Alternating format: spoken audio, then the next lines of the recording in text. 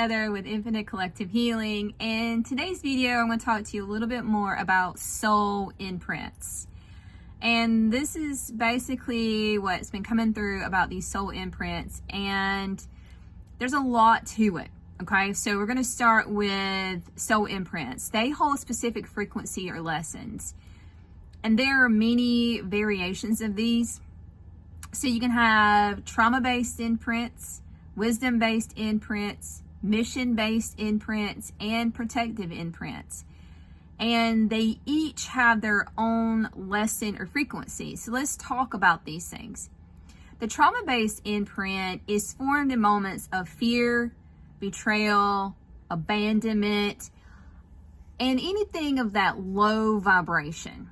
Okay, so anytime you have experienced some sort of trauma, that is like, imagine in that moment a piece of you pops off. Okay, and so if you imagine seeing like a movie playing and there's clip by clip by clip, once that trauma's happened, there's a piece of you that's kind of popped out. Okay, so that would be like a trauma-based imprint. And if you've got many of them, imagine that those little parts are kind of stuck in time. Okay, so that is what a trauma-based imprint would be. A wisdom-based imprint is going to come from past lives, parallel lives, maybe even higher lives or higher versions of self holding those gifts, codes, or abilities. And they can still bleed into the life. And so when they're wisdom-based, that's a really cool part because they can actually bring in information, but also it can be kind of leading to a distortion because, as for me, I've had many lifetimes where in those parallel lives or past lives, we can go into about time not being a thing, but in those other lifetimes, I've died horrifically because of that distortion. And so that kind of leads into the trauma, but it also is tied into other lifetimes. So those parts of us are also stuck in time. So not just this lifetime, it can come from those other lives and bleed into this one. Now, the mission-based imprint holds pieces of your divine purpose that activate at the most divine timing. And so there are many of us, I feel, that have been activated since 2020. That was, I feel, like the mass calling. But I bet you, if you go back and ask every single one of you, when did you wake up? You're probably going to say, I was given nuggets of information. Like, I've always been waking up. So you can go back into your life and you're like, I remember this happening, this happening, this happening, this happening, this happening. Like, there's so many things that's happened in your life that it's not just, boom, this was my awakening. Now, it may be for some of you, but when it's time for your mission to pretty much step into place, your purpose for you being here, that is when that mission-based imprint kicks in. Now, the protective imprint, that's created by the psyche to shield you, but they may become limiting at times. And that is when, let's say that you as a child was very psychic. You saw through the veil, you saw beings, whether they be angelic or demonic, whatever you want to call it. And either way, it freaked you out. You know, especially if it was like dead grandma or dead uncle, and they were coming to see only you. And so you told people, and they gave you either an energy that made you think that you were crazy, or that people were telling you don't talk about that. It made you go into fear because you were having these experiences. And so then your psyche basically shielded you. And so it's a way that maybe your psychic abilities got shut off, or your third eye has like a film over it. And so you maybe can't see through the veil anymore. You can't connect in with beings, or you can't hear, or you can't sense. And so you're slowly having to tell yourself you're safe in the moments and all that. So all of these imprints, good and sometimes limiting. I won't say they're bad because they're all lessons, but they each hold both wounds and gifts. And that, again, that's where these sessions come in, and they're so beautiful because the gifts become very accessible once the energy is felt, and then we transmute it, and then when we allow it to integrate. So there's a lot that goes on with that, and it's just so mind-blowing that the way that this new session that I've created happens, I don't know where you're going to go. And so I leave it up to, we set the intention that higher self is going to lead and guide the session, and I surround us by complete light. I call in God's source. I call in the angels, the archangels, and they all come to help with these imprints, because if they are fragmented, then we literally can just do it a little alignment. We call them in. And sometimes what I'm finding out, which is so cool, is that some of these imprints in these parallel lives, they are staying where they need to stay because they are serving a purpose. Because I had a client the other day, she has a Lyran version of herself that is a protector. And this Lyran being goes to the Galactic Federation meetings and has input. And this being is on a ship and doing things to pretty much help herself as the 3D counterpart as a human, which is so fascinating. She also had a version of herself that was locked in a crystal, and the crystal was holding codes for her for activation, and it's part of ascension.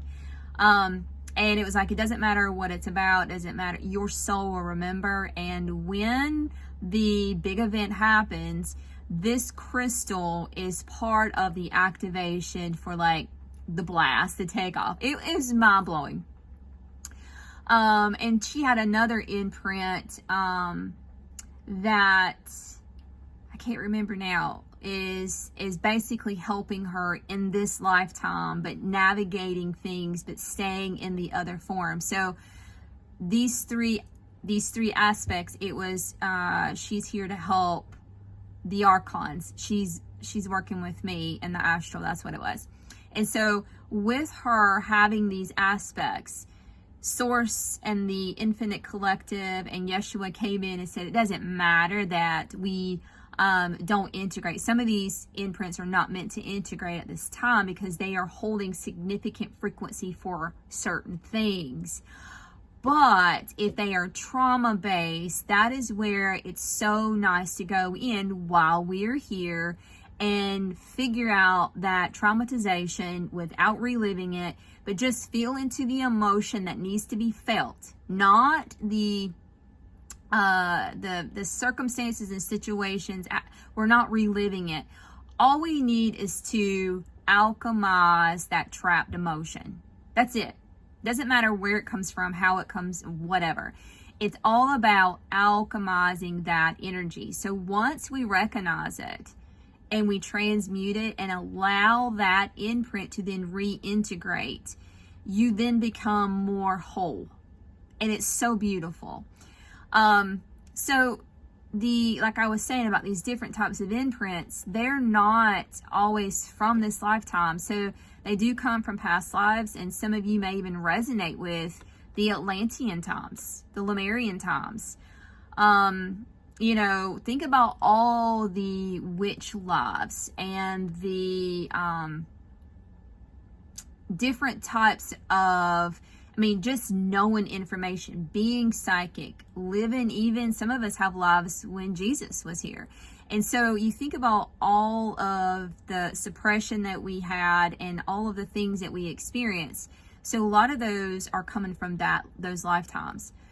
Now, we can also tap into the future self. And I know that time is not a thing beyond the 3D. So it's really a mind screw up. Like when you think about like this only thing that matters is now, and that's what we're living in. But beside the point. The way that we think of it in linear form, we can actually tap into the future self and get guidance and even technology understandings, and then allow that future self to come in now and give us information. And, that's where your manifestation comes in. If you want to tap into, because we have infinite versions of our future self, we tap into that particular timeline in which we want that manifestation to come into our reality. We can tap into that version of self and bring that guidance back. What was the pivotal moment? What was the shift? What do we need? Yada, yada, yada. So that is where it's really cool about that version. And then, of course, you've got these parallel realities, and that's where a part of you chose a different path. Think about all the pivotal moments in which you had a decision. So, when you graduated high school, did you graduate high school? Maybe there was a dropout. What if part of you maybe tinkered with drugs? Well, one of you may be an addict. Maybe one of you is an alcoholic. Maybe one of you went to college and one of you went to community college. Maybe one of you got married right out of high school. Maybe one of you never got married at all. But it's infinite. Our mind cannot wrap around what all this entails. But with that, those parallel realities come into play, and that's where some of our dreams are. So when you are in dream state and it feels so real, when it feels that real, then ask, am I in a parallel reality? And you will get guidance. And that's where you have to go within, and you have to trust self, and you have to ask and tap into that version of you that knows the answers. And then the other thing is that sometimes our ancestors and soul groups comes through as an echo. And that's really cool. So we can get guidance from them. And a lot of them, some of you may be here to heal the ancestral line because you knew that you can do it. And I'm finding a lot of beings right now that have their angelic DNA activated. And with that, they have huge shoes. Like their plates are so full, it blows my mind. And a lot of this is, you as a soul going, I can handle that. I know I can find my way back. And that's kind of led me into researching in astrology and knowing that some of us choose to have our blueprint mapped within the DNA. And so when the awakening happens, it's an automatic knowing. And I find that to be true with myself, because there's not anything, and it used to piss me off so bad. I would hear something, I'm like, I already knew that. And it might be new that I heard it with my own ears, but as soon as I heard it, I resonated so hard. And I realized, I already knew that. And I had a reading with a numerologist, and she was like, Heather, it's because you came with your map. You already know all the things. And I was like, oh. Once I realized that there is nothing going to shock me. There is nothing that I don't already know deep within my soul. And whenever I do hear something that I'm like, and if I get that feeling right off, I'm like, okay, that either is not true, or is there something within my programming that's not allowing it. So I listen to everything and I take it all in. And then sometimes there are bits of truth within whatever I'm hearing, and so then I can integrate what I need to. But that has to come from that deep trusting with self. So your body's going to react physically as these imprints come up, because the nervous system is processing not just the emotions, but the frequency of that timeline. But just know that you're safe. And we do so much protection in the beginning. And I teach you, when you're doing this journey, there is a way to activate your own inner light. And that own inner light, first you want to get grounded into Gaia. And I actually saw somewhere, I can't even remember who it was, because I watched so much stuff. My guides go like, watch this.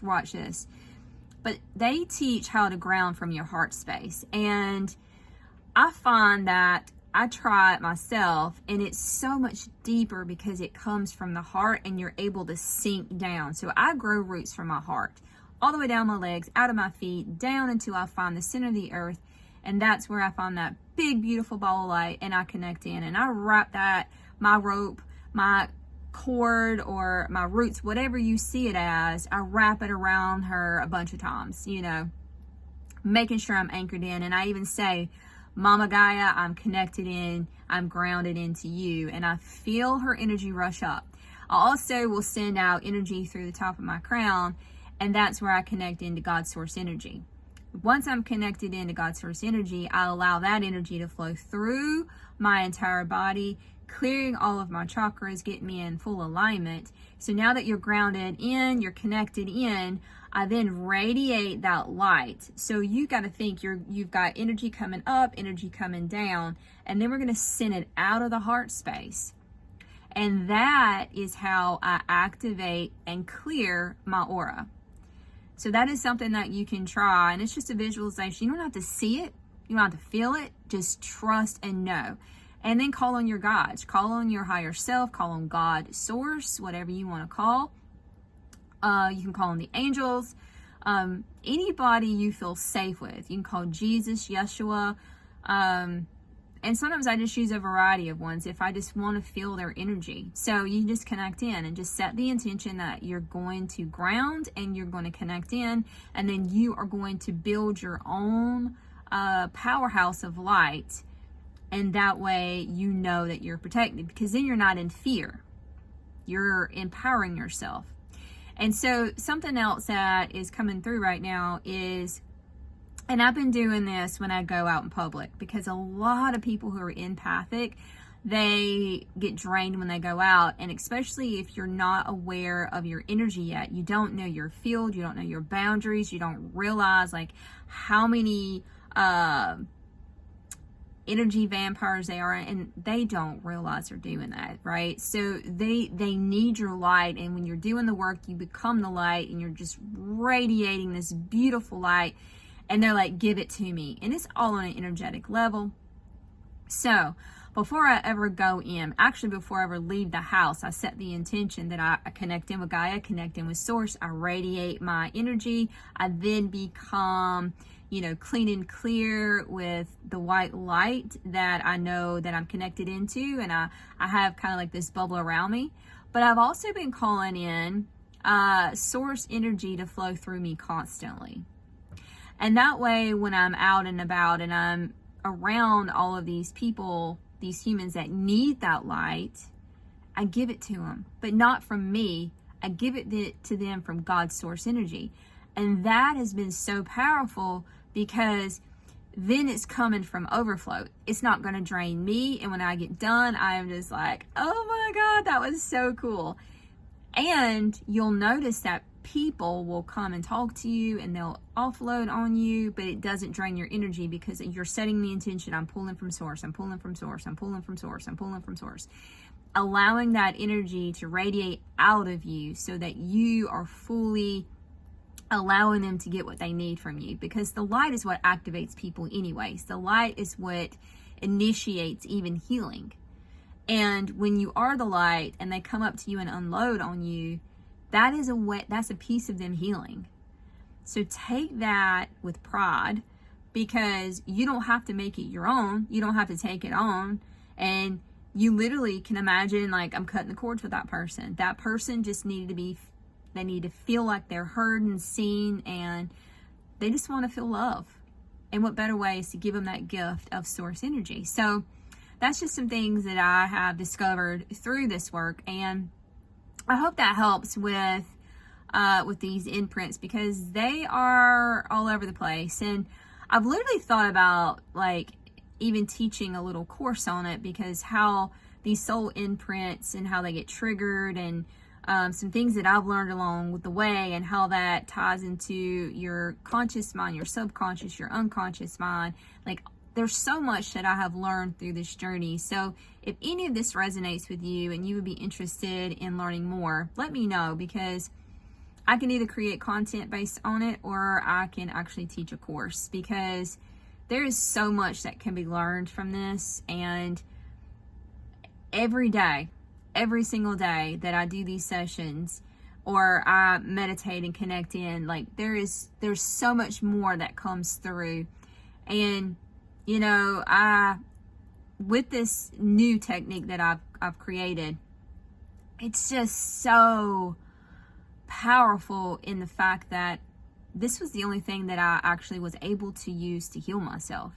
I have done so much work. I don't know how many sessions I've had. I've done QHHT, BQH, I've done spirit release, I've done regular hypnotherapy, I've done Reiki sessions, sound bowl healing, meditations, inner child work, shadow work, journaling, affirmations, you name it, I've tried it. And not to say that they don't work, because they did on levels. They brought so much awareness to me, but there still was something missing. And I feel that was my mission, is I had to figure that part out. And so with a lot of tears and desperation, I'm like, I need guidance. I don't know what else to do. I don't know what else to try. And at this point, I don't care about anybody else. This is about me. I need to get to the root of me. How do I heal me? And so that's where this quantum soul integration came from. And it was literally, I activated my light language right at that time. And that has been the most pivotal moment in my life, where I was able to penetrate my cells through light language, as well as heal all the programming and mindset, all the beliefs that I had from religion and schooling, and all the things that I had to undo.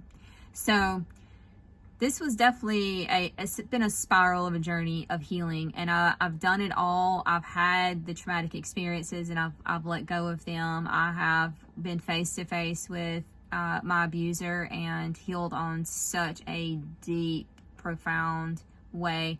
There's a video that I have on my channel.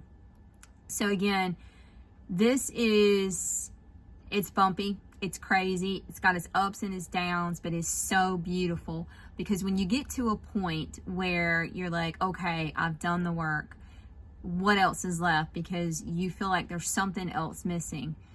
That's where maybe you're being called to activate this blueprint within you, to remember this deeper soul connection, this deeper soul activation. And I have no idea there has not been one session alike, not one. And it's all led by the higher self, the oversoul, the soul collective, the divine council, the archangels, God's source itself.